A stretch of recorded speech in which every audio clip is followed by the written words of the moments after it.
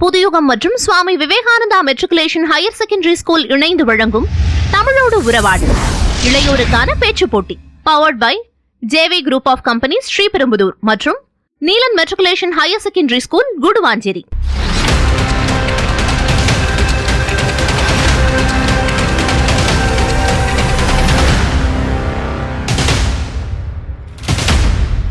சிறந்த பேச்சின் முதன்மையான அடையாளம் அதன் விளைவு. மேடையில் நீங்க ஏறிட்டீங்க என்றால் நீங்கள் சொல்வதற்கு தகுதியான ஆளா மாறிட்டீங்க. சிந்தனையை சொல்றதுக்குத்தான் உரை, தெரிஞ்சதெல்லாம் சொல்றதுக்கு பேர் உரை அல்ல. ஒரு சொல் கொல்லும், ஒரு சொல் வெல்லும். Never ever play to the gallery. படிச்சு ஸ்கிரிப்ட் எழுதுங்க, சிந்திச்சு ஸ்கிரிப்ட் எழுதுங்க. கருத்தை சொல்லத்தான் பேச்சாளன் தேவை. என்னை மயங்க வைக்கவோ, ரசிக்க வைக்கவோ, சிரிக்க வைக்கவோ ஒரு பேச்சாளன் இன்றைய உலகிற்கு தேவை. சென்ற வாரம் பேச்சு போட்டிக்கான தகுதி சுற்றில் தேர்வானவர்களுக்கு பேச்சாளர் பயிற்சியாளர் செல்வேந்திரன் வழங்கிய பயிற்சியை பார்த்தோம். ட்ரைனிங் செஷன் உண்மையிலே ரொம்ப நல்லா இருந்துச்சு. நிறைய கத்துக்கிறதுக்கான ஒரு வாய்ப்பா இது அமைஞ்சிருந்தது. எல்லா போட்டிக்குமே யூஸ்ஃபுல்லா இருக்கிற மாதிரி இருந்துச்சு. பயிற்சி எனக்கு வாழ்க்கை முழுக்க என் கூட வரும் நான் நம்புறேன். பரவலா திங்க் பண்ற அந்த கெப்பாசிட்டி எனக்கு அதுல இருந்து நான் கத்துக்கிட்டேன். இது வரைக்கும் எந்த ஒரு அமைப்புகள்லயும் போட்டிகள்லயும் பார்க்காத ஒரு புதிய விஷயமா இருந்துச்சு. பங்கேற்ற இளம் தலைமுறையினர் பயிற்சி குறித்து பகிர்ந்து கொண்ட உற்சாக கருத்துக்களையும் பார்த்தோம். இனி இந்த வாரம் முதல் சுற்று போட்டிகளுக்கு நடுவர்களாக அமர ஒப்புக்கொண்டு சிறப்பித்தார்கள் 3 முத்தான ஆளுமைகள். இயக்குனர் எழுத்தாளர் பாஸ்கர் சக்தி, கவிஞர் பேச்சாளர் வெயில், எழுத்தாளர் பேச்சாளர் தீபா ஜானகிராமன்.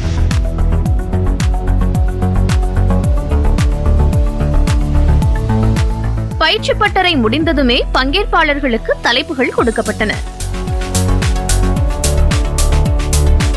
ஒரு சில நிமிடங்களிலேயே பங்கேற்பாளர்கள் போட்டியாளர்களாக தயாராகி மேடைக்கு வந்தனர். முதல் சுற்று போட்டி ஆரம்பமானது.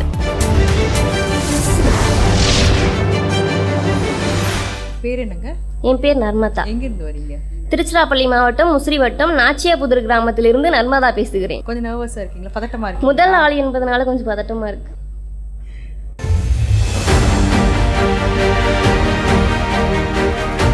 நான் பேச எடுத்துக்கொண்ட தலைப்பு பழமையான பண்பாடு. தேன்கூட்டில் கல்லெறிந்த சிறுவன் அந்த மரத்தை கடக்கும் வரையில் ஓடிக்கொண்டே கடந்தானான். அதை பார்த்த ஊர் மக்கள் மரத்தை கடக்கும் வரையில் ஓடிக்கொண்டுதான் கடக்க வேண்டுமென நம்பினார்களாம். அந்த மரத்தை கடக்க வரையில் அவர்களும் ஓடினார்களாம். அந்த மரம் வெட்டப்பட்ட பின்னரும் அந்த இடத்தை ஓடிக்கொண்டே கடந்தார்களாம். இதை பண்பாடு என்போமா, கண்மூடித்தனம் என்போமா? இது கண்மூடித்தனம் என்றால் மாதவிடாயை பற்றி மாதம் மாதம் பேசியும் ஏன் அந்த பிரச்சனை விட்டபாடில்லை, ஏன் அந்த பிரச்சனை இன்னும் விட்டபாடில்லை. அது தீட்டு என்றால் நாம் கருவில் மிதந்தது தேனிலா, மதுவிலா அல்லது தீட்டிலா? காலநிலைக்கேற்ப சூழலுக்கேற்ப சில பண்பாடுகள் மாறுமெனில் ஏன் இது இன்னும் மாறவில்லை என்பதை கேட்க தொடங்கினால் இங்கு பல உண்மைகள் வெளியே வரும். முன்னோர்கள் பின்பற்றியதை அப்படியே பின்பற்றுவதுதான் பண்பாடு என்றால், தவறான நீதி வழங்கியதற்காக உயிரை விட்ட பாண்டிய மன்னனையும், கன்றை கொண்டதற்காக தன் சொந்த மகனையே தேரில் ஏற்றுக்கொண்ட சோழ மன்னனையும் அப்படியே பின்பற்ற வேண்டும் என்பதுதானே உலக வழக்கம். இன்னும் தமிழ்நாட்டு குடும்பங்களில் முக்கிய பங்கெடுப்பதில் பிள்ளைகளை விட சுவற்றில் இருக்கும் பள்ளிகளுக்கு பலம் அதிகம். வீட்டில் பேசினால்தான் பிரச்சனை என வீட்டை விட்டு வெளியே சென்றால் பக்கத்து வீட்டு ரோசி பூனை எப்பொழுதுதான் பாலை குடித்து விட்டு வண்டி முன்னால் விழுகிறது. இதையெல்லாம் கடந்து சில முடிவுகளை எடுப்பது என்பது அவ்வளவு சுலபமான விஷயம் அல்ல. இதை கொஞ்சம் வணிக ரீதியாக அணுகினால் அக்ஷய திருதியை என்பது அந்நாளில் பசிப்பினியை போக்குவதற்காக உருவாக்கப்பட்ட ஒரு விழாவாகும். இன்று அது தங்கங்களை குவிக்கும் விழாவாக மாறிவிட்டது. தங்கங்களை குவித்தால் பணக்காரராகலாம் என்றால் அக்ஷய திருதியை என்று நம்மிடம் எல்லா தங்கங்களையும் கொடுத்துவிட்டு நகை கடைக்காரர் ஏழையாக வேண்டுமென விரும்புவாரா? நம் பண்பாடின் மீதும் நம்பிக்கை மீதும் என்று வணிகம் புகுகிறதோ அன்று மூட நம்பிக்கை திணிக்கப்படுகிறது என்பதுதான் நிதர்சனமான உண்மை. பண்பாடு மறக்கப்பட வேண்டிய பண்பாடிற்கும் தெரிந்து கொள்ளப்பட வேண்டிய பண்பாடிற்கும் கடுகளவுதான் வேறுபாடு. கடுகை கருகவிட்ட தருணங்கள் என்ன தெரியுமா? இனப்பெருக்கத்தை குறைப்பதற்காக புற்றுகளில் பாலை ஊற்றியதை மறந்து அதில் முட்டை வைத்து குங்குமம் வைத்து மஞ்சள் வைத்ததை தொடர்ந்து களிமண்ணால் செய்யப்பட்ட பிள்ளையாரை ஆற்றில் கரைத்ததை மறந்து நம் சுயநலத்திற்காக, நம் பார்வை அழகிற்காக வர்ணங்களை பூசி அதை ஆற்றில் கலந்து அதை மாசுபடுத்தியதும் ஒரு மறக்கப்பட வேண்டிய பண்பாடு. கடுகை அதை நாம் தெறிக்க விட்டு விட்டோம், கருக விட்டு விட்டோம் என்பதுதான் நிதர்சனமான உண்மை. ஏன், எதற்கு, எதனால், அதனால் என்ன பயன் என்பதை கண்டறிந்து நியாயமான பகுத்தறிவுள்ள பண்பாடை பின்பற்றுவோம். நாடும் நாமும் நாளும் நலம் பெறுவோம் என்று வாய்ப்பளித்தமைக்கு நன்றி கூறி விடைபெறுகிறேன். நன்றி, வணக்கம். பேர் என்னமா? நித்யா சார். நித்யா, எங்கேருந்து வரீங்க? திருச்சியிலேருந்து. மகிழ்ச்சியாக இருக்கீங்களா? இருக்கேன் சார். பதற்றமாக இருக்கீங்களா? இல்லை சார். இல்லை. தைரியமாக பேசுங்க. சொல்ல வந்த கருத்தை தெளிவாக அழகாக நிதானமாக சொல்லுங்கள். ஒரு பிரச்சனையும் இல்லை.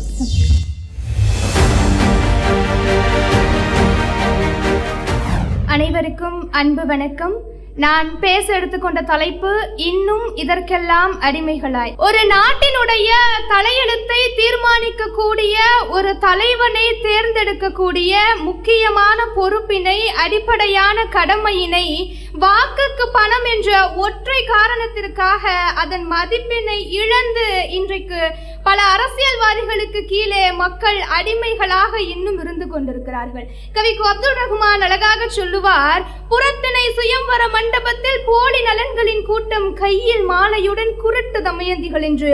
போலி நலன்கள் அரசியல்வாதிகள் என்றால் குருட்டு தமயந்திகள் மக்கள் தானே.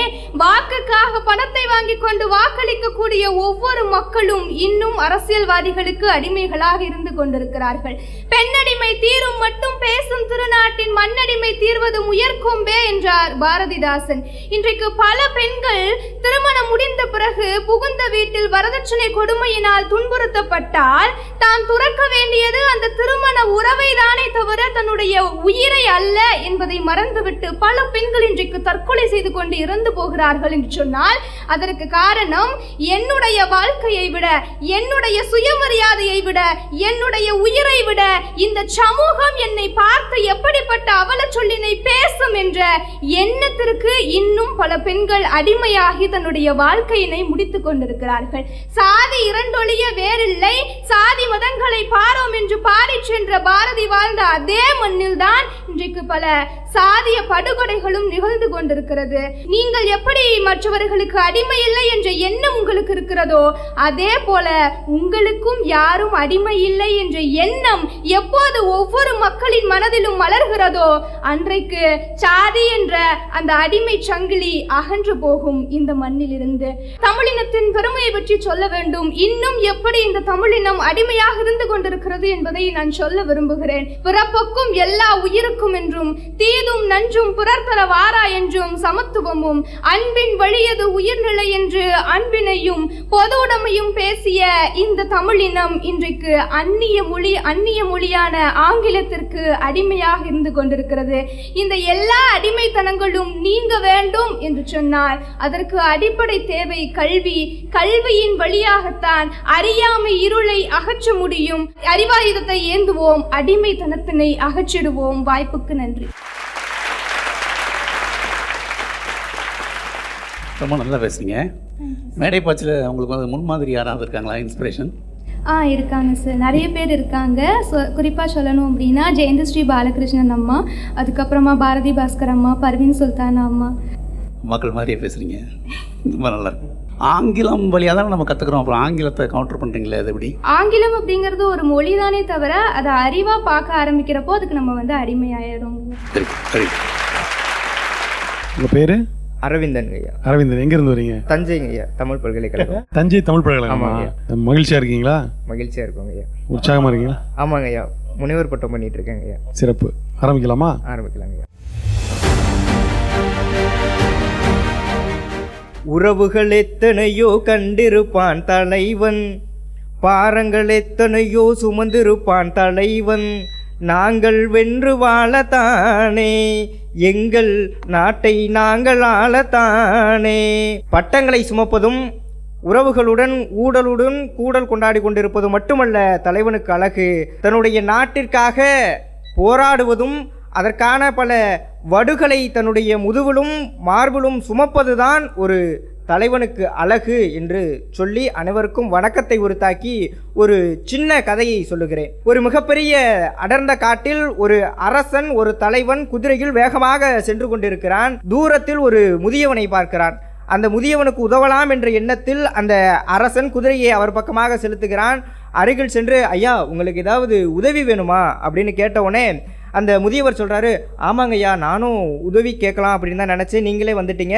நான் பக்கத்தில் இருக்க அந்த கிராமத்துக்கு போகணும், என்னை கொஞ்சம் இறக்கி விட்டுறீங்களா அப்படின்னு கேட்ட உடனே அரசன் சொல்கிறாரு, சரி வாங்க ஐயா, நான் உங்களை ஏற்றி விடுறேன் அப்படின்ட்டு குதிரை மேலே ஏற்ற முயற்சி செய்கிறாரு. ஆனால் அந்த அரசனான ஏற்ற முடியலை. உடனே குதிரையில் இருந்து கீழே இறங்கி அந்த முதியவரை தூக்கி குதிரை மேலே உட்கார வைக்கிறாரு. உடனே அந்த முதியவன் கைதேர்ந்த குதிரை வீரன் போல தன்னுடைய குதிரையை வேகமாக செலுத்திட்டு ஓட ஆரம்பிச்சிடறாரு. உடனே நம்முடைய அரசன் பார்த்து கத்துறாரு, ஐயா, இந்த மாதிரி நான் உங்கள்கிட்ட குதிரையை பறி கொடுத்துட்டேன் அப்படின்றத வெளியில் போய் யார்ட்டையும் சொல்லிடாதீங்க அப்படின்னு பலமாக கத்துறாரு நம்முடைய அரசன். அந்த கொள்ளைக்காரன் திரும்பி பார்த்து ஏளனமாக சிரிச்சுக்கிட்டே கேட்குறான், ஏன் என்ன மாதிரி ஒரு கொள்ளைக்காரன்ட்ட மிகப்பெரிய தலைவன் அரசன் தோத்துட்ட அப்படின்றது உனக்கு கேவலமாக போயிடுமா அப்படின்னதுக்கு அந்த அரசன் சொன்ன பதில் இருக்குது இல்லையா, அதுதான் அவன் தலைவன் என்று அவனை நிரூபித்தது. இல்லை, நீங்கள் போயிட்டு இந்த விஷயத்தை வெளியில் சொன்னீங்க அப்படின்னா மனிதன் ஒருவனுக்கொருவன் உதவணும் அப்படின்ற எண்ணம் யாரிடத்திலும் இல்லாமல் போயிடும். அந்த எண்ணம் உருவாகாமல் இருப்பதற்காக நீ வெளியில் சென்று எதையும் சொல்லாமல் இருக்க வேண்டும்னு அந்த அரசன் சொன்ன பேச்சை கேட்டுட்டு அந்த திருடன் குதிரையை கூட்டிகிட்டு வந்து அரசன்ட்ட கொடுத்துட்டு மனம் திருந்தி வாழ்ந்தான். ஒரு குற்றவாளியை உதைத்து திருத்துவதல்ல ஒரு தலைவனுக்கான அழகு, அவனுடைய உள்ளத்தை திருத்துவது தான் அழகு. இன்னொரு கதை பார்த்தோம் அப்படின்னா, நம்ம எல்லாருக்கும் தெரிஞ்ச ஒரு திரைப்படம் தான். ஒரு பகைவர் நாட்டுடன் போர் நடக்குது. ஒரு அரசன் என்ன பண்ணுறான், எதிரிகளை கொல்லும் பொழுது அந்த பகை நாட்டு அரசன் தன் நாட்டு மக்களை முன்னிறுத்தும் பொழுது தன் நாட்டு மக்களையும் சேர்த்து கொண்டுட்டு எதிரியினுடைய படைத்தலைவனையும் கொண்டுறான். அவன் அந்த போர்க்களத்தில் ஆகச்சிறந்த வீரனாக கருதப்படுகிறான். அதே நேரத்தில் தன் நாட்டு மக்களை காப்பாற்றி எதிரிகளை கொன்றவன் அந்த நாட்டிற்கான அரசனாக தலைவனாக மதிக்கப்படுகிறான். என்றால் தன்னுடைய நாட்டு மக்களையும் காப்பாற்ற வேண்டும் என்ற எண்ணம் இருப்பதுதான் ஒரு தலைவனுக்கான உண்மையான அழகு. ஒடுக்கப்பட்டவர்களின், ஒதுக்கப்பட்டவர்களின், அடிமைப்பட்டவர்களின் குரலாக எவனுடைய குரல் ஒலிக்கிறதோ அதுதான் அந்த தலைவனுக்கு அழகு. உரிமைகள் கிடைக்காத ஏழைகளின் ஏணியாக இருப்பதுதான் ஒரு தலைவனுக்கான அழகு. இருள் சூழ்ந்து இருக்கின்ற இந்த சமுதாயத்தில் ஒரு ஒளியை உருவாக்கி தன்னுடைய பின் இருக்கக்கூடியவர்களுக்கெல்லாம் ஒரு வழிகாட்டியாக ஒளியாக திகழ்வதுதான் ஒரு தலைவனுக்கான உண்மையான அழகு. இப்படியாக ஏணி தன்னுடைய வாழ்க்கையில் உயரத்திற்கு செல்ல முடியாமல் இருக்கக்கூடிய தன்னுடன் இருக்கக்கூடிய மக்களை எல்லாம் ஒரு ஏணியாக இருந்து தோணியாக இருந்து கரையேற்றி உயர்த்து விடுவதுதான் ஒரு தலைவனுக்கு உண்மையான அழகு. அழகு அழகு என்று அவனுடைய அழகை நாம் அடுத்தி கொண்டே போகலாம். நல்ல சமுதாயத்தை உருவாக்க வேண்டியது ஒரு தலைவனுக்கு அழகு. ஒரு நல்ல தலைவனை உருவாக்க வேண்டியது ஒரு சமூகத்தின் அழகு. நம் ஒவ்வொருவரின் அழகும் கூட. எல்லோரும் அழகாக இருப்போம். வணக்கம். தலைவனுக்கு அழகு. ஆமாங்க. இந்த அழகுன்னு சொல்கிறதுலே ஒரு பெரிய பிரச்சனை உண்டு. எப்போவுமே பல இடங்களில் அந்த ழாவை சரியாக வச்சிருக்க முடியலன்னு நினைக்கிறேன். இல்லையா, ஸ்பீடாக பேசும்போது, வேகமாக பேசும்போது. தலைவனுக்கு அழகு. ஆனால் அது ரொம்ப முக்கியம். சரிங்க. ஏன்னா அழகுங்கிறது வந்து அளவீட்டுக்கான அந்த இதில் வந்துடும், குறிப்பில் வந்துடும். அதனால் அழகுன்னு சொல்லும்போது தான் அதனுடைய தாக்கம் வந்து உணர முடியும். சரிங்க. அதனால் உச்சரிப்பு இன்னும் நல்லா கவனம் செலுத்துங்க. நல்லா இருந்தது உங்களுடைய உரை. உங்கள் பேர் என்ன? என் பேர் மனோஜ். நான் மனோஜ். எங்கேருந்து வரீங்க? நசரத்பேட்டை கிராமத்தை சேர்ந்த. எங்கே? திருவள்ளூர் மாவட்டம். திருவள்ளூர் மாவட்டம். சிறப்பு. என்ன தலைப்பு எடுத்திருக்கீங்க? தன்னம்பிக்கையும் தலைகணமும் என்ற தலைப்பு. தன்னம்பிக்கையும் தலைகணமும். ஓ, அதுக்கு இடையில என்ன வித்தியாசம்னு சொல்ல போறீங்க? அப்படியா? நீங்கள் தன்னம்பிக்கையோடு இருக்கீங்களா, தலைகணத்தோடு இருக்கீங்க? தன்னம்பிக்கையோடு இருக்கேன், மிகுந்த தன்னம்பிக்கையோடு இருக்கேன். மகிழ்ச்சி. ஆரம்பிக்கலாமா?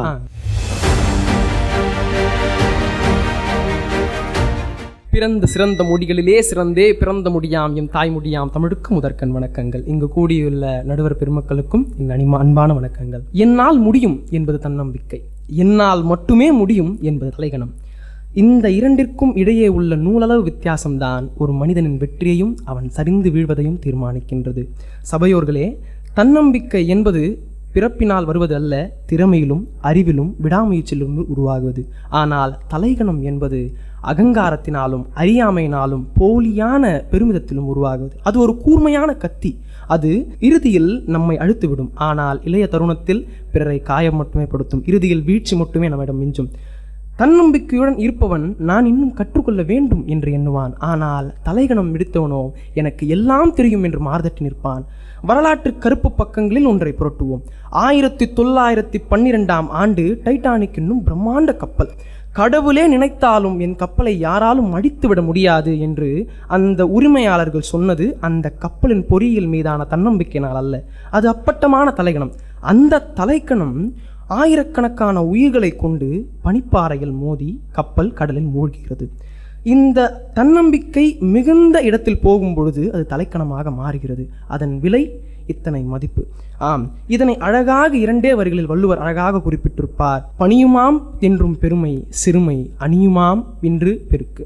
இதன் அர்த்தம் என்னவென்றால், நம்மிடம் இருக்கும் உண்மையான பெருமை என்றுமே நம்மிடம் இருக்கும். ஆனால் அது மிகுந்த தருணத்திற்கு போகும் பொழுது அது புகழாரம் பூட்டும், அலங்கரிக்கும். ஆனால் கடைசியில் நமக்கு மீண்டுவது வீழ்ச்சி மட்டுமே. ஆம், இறுதியாக நான் சொல்ல வருவது என்னவென்றால், தன்னம்பிக்கை என்னும் ஏணியில் ஏறி பல சாதனைகள் நாம் படைப்போம். ஆனால் தலைக்கணம் என்னும் பள்ளத்தில் நாம் வீழ்ந்துவிட்டு அழிந்துவிட வேண்டாம். சாதனைக்கு தேவை தன்னம்பிக்கை மட்டுமே, தலைக்கணம் அல்ல. ஆம், இறுதியாக இதனோடு முடித்துக்கொண்டு என் உரையை முடித்துக்கொள்கிறேன். நன்றி, வணக்கம். தலைக்கணம். தலைக்கணம். தலைக்கணம். தலைக்கணம். இக்கு நடுவுல இருக்கு. தலைக்கணம். தலைக்கணம். தன்னம்பிக்கையும் தலைக்கணம் தானே. தன்னம்பிக்கையும் தன்னம்பிக்கைக்கும் கான்ஃபிடென்ஸ்க்கும் ஓவர் கான்ஃபிடென்ஸுக்குமான வித்தியாசமா இருந்தது உங்களுடைய பேச்சு. அது நீங்க புரிஞ்சுக்கிட்டீங்களா? அதீத தன்னம்பிக்கைக்கும் தன்னம்பிக்கைக்கும் உள்ள வித்தியாசம் வேறு, தன்னம்பிக்கைக்கும் தலைக்கணத்துக்கும் உள்ள வித்தியாசம் வேறு. நீங்க அந்த இடத்துல இருந்து கொஞ்சம் விலகிட்டு ஆனால் திருப்பி வந்துட்டீங்க. அந்த ரூட்ல இருந்து கொஞ்சம் போயிட்டு நீங்க அந்த டைட்டானிக்லாம் வந்து அதீத தன்னம்பிக்கையினுடைய வெளிப்பாடு, அது தலைக்கணத்தினுடைய வெளிப்பாடு இல்லை. ஓகே மேம், நல்லா இருந்தது. நன்றி. நன்றி மேம். டைட்டானிக் உதாரணம் பற்றி நானும் சொல்லணும்னு நினச்சேன். அது வந்து என்னென்னா, அவங்க அது தன்னம்பிக்கை தான் அது. ஆனால் அவங்க எதிர்பாராத ஒன்று தான் அந்த கப்பலை முழுகடிக்குது. ஸோ அந்த உதாரணம் வந்து 100% பொருத்தமான உதாரணம் கிடையாது. ஒரு புயலுக்கும் மழைக்கும் நடுவில் அவங்க போகல, அவங்க இயல்பான ஒரு பயணம் தான் போனாங்க.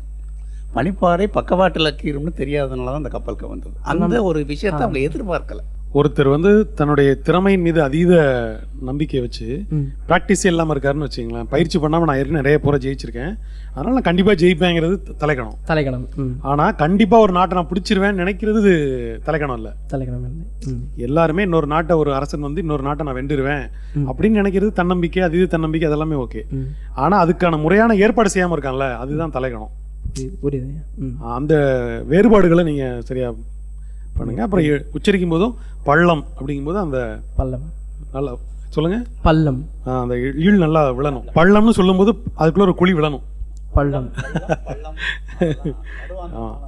பள்ளம், அதுக்கு நீங்க கவனமா பார்க்கணும். பேச்சாளனுக்கு ரொம்ப முக்கியம் அது. புரியுது. சிறப்பு. உங்க பேர் என்னங்க? கே ஜெயஸ்ரீ. இப்போவுமே இன்ஷியலோட தான் சொல்லுவீங்களா? ஓகே. என்ன தலைப்புங்க? பழமையான பண்பாடுகள். பழமையான பண்பாடுகள். எங்கேருந்து வரீங்க நீங்கள்? என்ன படிக்கிறீங்க? நான் தருமபுரி மாவட்டத்திலேருந்து வரேன். பிடெக் ஏஐடிஎஸ் 1ஆம் ஆண்டு படிச்சுட்டு இருக்கேன். மகிழ்ச்சி. உற்சாகமாக ஜாலியாக தன்னம்பிக்கையோடு பேசுங்க. நன்றிங்க சார். என் உரையை கேட்க வந்திருக்கும் அத்தனை செவிகளுக்கும் என் பொன்னான நற்பகல் வணக்கங்கள். நான் பேச எடுத்துள்ள தலைப்போ பழமையான பண்பாடுகள். நீங்க யோசிச்சு பாருங்கண்ணா, அந்த காலத்துல வாசல்ல கோலம் போடுறது பண்பாடு. பழமையான பண்பாடுனா அரிசி மாவுல கோலம் போடுறது. அரிசி மாவுல கோலம் போடும்போது சின்ன சின்ன நுண்ணுயிர்களுக்கு அது உணவா இருந்திருக்கான் அந்த அரிசி மாவு. அடுத்ததா, பெண்கள் ஏன் கையில மருதாணி வைக்கிறாங்க? அழகுக்காக மட்டும் இல்லைங்க, அதில் ஒரு அறிவியல் சிந்தனை இருக்கு. அது அந்த அறிவியல் சிந்தனை மறைஞ்சிருக்கு இல்லையா, அது நான் வெளியே கொண்டு வரேன் பாருங்களேன். பெண்களின் உடல் சூட்டை நீக்கி அவர்களுக்கு குளிர்ச்சி தரும் விதமா மருதாணி அமைஞ்சிருக்கான். அடுத்ததா, வாழை இலை உணவு. வாழை இலை ஏன் நம்ம வாழை இலை உணவு சாப்பிட்றோம்? வேற இலையே இல்லையா என்ன? வாழை இலை உணவு உண்ணும் பொழுது புற்றுநோய் வராமல் வாழை இலை தவிர்க்குதான். அடுத்ததா, இவ்வளவுதான் தமிழர்களின் பழமையான பண்பாடான்னு கேட்டால் நிச்சயம் இல்லை. திருவிழாக்கள் எடுத்துக்கிட்டா தலை சிறந்த திருவிழானா என்னை பொறுத்த வரைக்கும் தை திருநாள் தானுங்க. மொத்தம் 4 நாட்கள் இருக்கு. முதல் சூரியனை வழிபடுறதுனால சூரிய திருவிழா, சூரிய பொங்கல்னு சொல்றோம். அடுத்ததா, மாடை வழிபடுறதுனால, தெய்வமா வழிபடுறதுனால மாட்டு பொங்கல். மூன்றாவதா, உழவர்களுக்கெல்லாம் மெருகூட்டுற வகையில உழவு திருவிழா. நான்காவதா, இளஞ்சிங்கங்களாக சீறி வரக்கூடிய நம்ம இளைஞர்களுக்கான 4வது நாள். பெரும்பாலும் நிறைய கிராமத்துல 4வது நாள் தான் இளைஞர்களுக்கான வீர விளையாட்டுகள்லாம் வைப்பாங்க. இந்த 4 நாட்களும் பழமையான பண்பாடுகளை அவ்வளவு சிறப்பா சொல்லுதுங்க. அதுவும் தமிழர்கள் அறிஞ்சக்கூடிய இந்த 4 நாட்கள் இருக்கே, அடட, இது என்னங்க பிரமாதம்! திருவிழாக்கள்ல மட்டுமா பண்பாடு இருக்கு? அடுத்ததா சொல்றேன் கேளுங்க. பச்சை குதிரை, பல்லாங்குழி, சொட்டாங்கல், அஞ்சாங்கல் அப்படின்னு சொல்லி பல வீர விளையாட்டுகளும் விவேகமான விளையாட்டுகளும் தமிழர்களின் பண்பாட்டில் இடம் பிடிச்சிருக்கு. அடுத்ததா, தமிழர் தமிழர்களின் பண்பாடுகள் சிற்பங்கள்லையும் சிலைகள்லையும் அது மட்டும் இல்லாமல் பல கலைகள்லையும் அறுசுவை உணவுகளையும் மறைஞ்சிருக்கு. அதுக்கு ஒரு சிறந்த உதாரணமாக சொல்லணும்னா ராஜராஜ சோழன் காலத்தில் கட்டப்பட்ட சிற்பங்களும் சிலைகளும் கோவில்களும் சிறந்த உதாரணமுங்க தமிழர்களின் பண்பாட்டை மெருகூட்டுறதுக்கு. இது மட்டுமா, இன்னும் சொல்லிக்கொண்டே போகலாம். ராஜராஜ சோழன் காலத்தில் கட்டப்பட்ட சிற்பங்களும் சிலைகளும் கோவில்களும் என்றுமே, இன்று மட்டுமல்ல இன்றும் என்றும் என்றென்றைக்கும் தமிழர்களின் பண்பாட்டும் தமிழ் மக்களின் பண்பாட்டையும் வழிநடத்தும். அது நிலைத்து நிற்கும் என்பதே என் உறுதியான கருத்தாக கூறி மனமார்ந்த வாழ்ப்புக்கு நன்றி பாராட்டி விடைபெறுகிறேன். நன்றி, வணக்கம். பண்பாடு என்பது பெண்கள் மட்டுமே கட்டி காக்கிறதுங்கிற மாதிரி நீங்க நினைக்கிறீங்களா? இல்லைங்க மேம், பண்பாடுங்கிறது தமிழர்களின் பண்பாடுன்னு எடுத்துக்கிட்டோம்னா தமிழ் மக்கள் ஆகிய எல்லாருக்கும் அதில் உரிமை இருக்குது மேம், என்னை பொறுத்த வரைக்கும். நம் முன்னோர்கள் ஒன்றும் முட்டாள்கள் அல்லன்னு ஒரு மீம் இருக்கு இல்லையா, அந்த மாதிரி நம்முடைய எல்லா பண்பாட்டுக்கு பின்னாடியும் ஒரு சில காரணங்கள் இருக்கும். ஆனால் அதில் நெகட்டிவ் இருக்கும், பாசிட்டிவும் இருக்கும். பண்பாடு அப்படிங்கிறப்போ பொலிட்டிக்கல் கரெக்ட்னஸ், அரசியல் சரிநிலைன்னு ஒன்று இருக்குது. அதில் ரொம்ப கவனம் செலுத்தணும். நீங்கள் மற்றபடி நல்லா பேசுனீங்க, உங்களோட கருத்துக்களை எடுத்து வச்சதெல்லாம் ரொம்ப நல்லா இருந்தது. அதை நீங்கள் தப்பாக பேசுனீங்கன்னு சொல்ல, கவனமாக இருக்கணும் அதில். சரியா? சரிங்க, நன்றி, மகிழ்ச்சி. எறும்புகளுக்கு உணவிடுறதுக்காக நம்ம வந்து மாவு போடுறோம்னு சொல்கிறோம். நம்ம போடுற மாவை வச்சு தான் எறும்பினம் வாழுது அப்படின்ற ஒரு கருத்தெல்லாம் கிடையாது. நீங்கள் கோலத்தை எந்த இதில் கோலம் போட்டாலும் எறும்பு அதுக்கான உணவு அது தேடிக்கணும். இது என்னென்னா பண்பாட்டின் பேரால் ஒரு மூளை செலவை ஒன்று நடக்கும், பாலிடிக்ஸ் அது. ஆனால் பண்பாடுங்கிற பேரில் சில விஷயங்களை ப்ரீச் பண்ணுறோம்ல, அது குறிப்பாக பெண்களுக்கு எதிராக தான் 90% இருக்குது. பண்பாட்டோட அரசியல் என்னன்னு நீங்கள் தெரிஞ்சுக்கணும். ரொம்ப நல்லா பேசுனீங்க. நீங்கள் பேசும்போது ஒரு நாடக பாவனை இருக்குது, அது நல்லாவும் இருக்கும், சமயங்கள் அது நல்லாவும் இருக்காது. அதனால் நீங்கள் ஏன்னா அதில் நீங்கள் கான்சென்ட்ரேட் பண்ணிங்கன்னா சொல்ல வந்த கருத்துக்களில் கவனம் குறைஞ்சிடும். அதனால் அது ஒன்று முக்கியம். அப்புறம் உச்சரிப்பு கொஞ்சம் கவனமாக இருக்கணும். இது ரெண்டு தான் நீங்கள் கவனிக்க வேண்டிய விஷயம். இதை நான் குறைன்னு சொல்லலை, இது நீங்கள் மேம்படுத்திக்க வேண்டிய விஷயங்கள். தேங்க்யூ, ரொம்ப நல்லா இருந்துச்சு. கொஞ்சம் ரிலாக்ஸ் பண்ணிக்கங்க. உங்கள் பேர் என்னங்க? நிரஞ்சனா. ஒரு தூய்மை பணியாளரின் குரல்.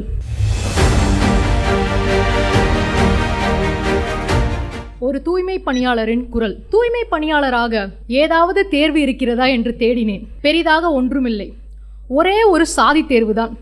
சரி, எழுதிதான் பார்ப்போமே என்று பார்த்தால் உடனடி தேர்ச்சி. பிற வேலைகள் போல் இல்லை. உங்கள் குடும்பத்தாரையும் உங்கள் உறவினர்களையும் சுற்றத்தாரையும் கூட அழைத்து வாருங்கள், வேலைவாய்ப்பு இருக்கிறது என்றார்கள் பெருந்தன்மையாக. சரி என்று நானும் கூப்பிட்டேன். இது பெருந்தன்மை அல்ல, பெரும் கொடுமை என்று பின்புதான் புரிந்தது. வேலையெல்லாம் இரவில்தான், எங்களுக்கு நாங்களே பாதுகாப்பாம். நாங்கள் இல்லாவிட்டால், ஒரே ஒரு இரவு அசந்து தூங்கிவிட்டால் உங்கள் நாசி துவாரங்கள் எல்லாம் செத்து போய்விடும் என்பது உங்களுக்கு நினைவில் இருக்கிறதா? கொரோனா சமயங்களில் நீங்கள் தொட மறுத்த உங்கள் உறவினர்களை நாங்கள் தொட்டு தேத்தியதாவது உங்கள் நினைவில் இருக்கிறதா? இது எதுவுமே உங்களுக்கு நினைவில் இல்லை. முதல் மாதம் மூட்டு வலி, 2ஆம் மாதம் சுவாச கோளாறு, 3ஆம் மாதம் தொற்றுநோய் பாதிப்பு என்று இந்த வேளையில் மட்டும் குறைந்தபட்ச சம்பளத்துடன் பல சலுகைகளும் கூட உண்டு.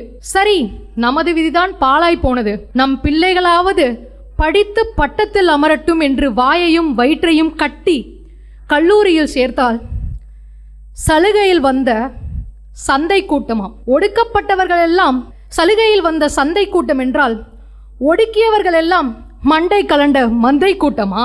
இதையெல்லாம் யோசித்தால் எனக்கு வேடிக்கையாக தான் இருக்கிறது. தனியார் மயமாக்குதல், வேலை நிரந்தரமின்மை, வேலையில் பாதுகாப்பு கவசமின்மை என்று ஒவ்வொன்றுக்காகவும் போராடி கொண்டிருக்கிறோம். நாங்கள் குக்குரலிட்டு பல நாட்கள் ஆகிவிட்டது, பல நூற்றாண்டுகள் ஆகிவிட்டது. ஆனால் குரல் கொடுத்து என்ன பயன்? நீங்கள் தேர்ந்தெடுத்து செவிடாயிருக்கும் போது. நன்றி, வணக்கம். எதனால இந்த தலைப்பு எடுத்தீங்க? இந்த தலைப்பு இப்போ போயிட்டு இருக்க பிரச்சனை. ஆனால் இதுவரைக்கும் அரசாங்கமும் யாரும் அதை கண்டு கொள்ளவும் இல்லை, எந்த பதிலும் இல்லை. ரொம்ப ரெலவெண்ட்டான தலைப்பு, அதை கண்டிப்பாக பேசியாகணும் அப்படின்ற ஒரு முக்கியத்துவம் வாய்ந்த தலைப்பாக அதை நான் பார்க்குறேன். எனக்கு ரொம்ப பிடிச்சிருந்தது நீங்கள் பேசினது. ரொம்ப நன்றி. உச்சரிப்பு மட்டும்தான் எனக்கு சிக்கலாக இருந்தது. சில நேரங்களில் இலக்கண பிழைகள் இருந்தது. மற்றபடி உங்களுடைய பேச்சு எனக்கு ரொம்ப பிடிச்சிருந்தது. நன்றி. எத்தனை வருஷமா பேசுறீங்க? இப்பதான் சமீப காலமாக பேசிக்கொண்டிருக்கிறேன். நீங்கள் முதல்ல பேசுனீங்கல்ல, ஆமா ஆமா ஐயா. அதை விட 2வது பேசுனது நல்லா இருக்கு. சாரி. ஏன் சொல்கிறேன்னா பேச்சு தமிழ் வந்து அந்த தமிழோட எந்த விதத்துலையும் குறைஞ்சது ரொம்ப நல்லா இருக்கு. நன்றி. அப்புறம் நீங்கள் துவங்கும் போதே எனக்கு என்ன தோணுச்சுன்னா நீங்கள் ஏதோ கவிதை தான் படிக்கிறீங்கன்னு தோணுச்சு. ஓகே. ஒரு ரொம்ப பொயட்டிக்காக தான் நீங்கள் பேசுனீங்க. அது வந்து அந்த தூய்மை முதல்ல இந்த தலைப்பை தேர்ந்தெடுத்ததுக்கு நன்றி. உங்களுக்கு ஒரு ஸ்பெஷல் கிரெடிட் கொடுக்கணும். என் நடுவர்களில் ஒருத்தருடைய ரசிகையாக ஒரு பேச்சாளர் கான்டெஸ்டன்ட் வருவாங்கன்றது. அதனால் நான் வெயில் கிட்ட தான் கேட்குறேன். அவங்களுக்கு நீங்கள் ஏதாவது சர்ப்ரைஸ் கொடுக்கணும்னு நான் ஆசைப்பட்றேன். நிச்சயமாக கொடுக்கலாம்.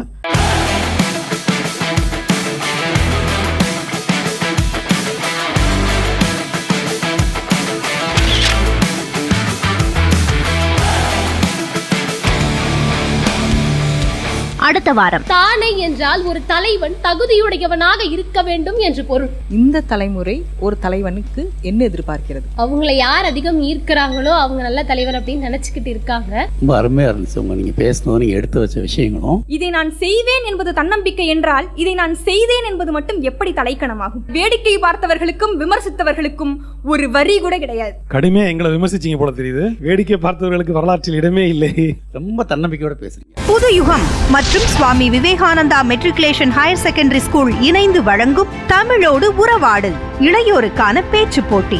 Powered by JV group of companies Sriperumbudur மற்றும் Neelan matriculation higher secondary school Guduvanchery. Associate sponsors lotus women care hospitals, Janus global senior secondary school Kanchipuram மற்றும் ஆனந்த மசாலா அரியலூர்.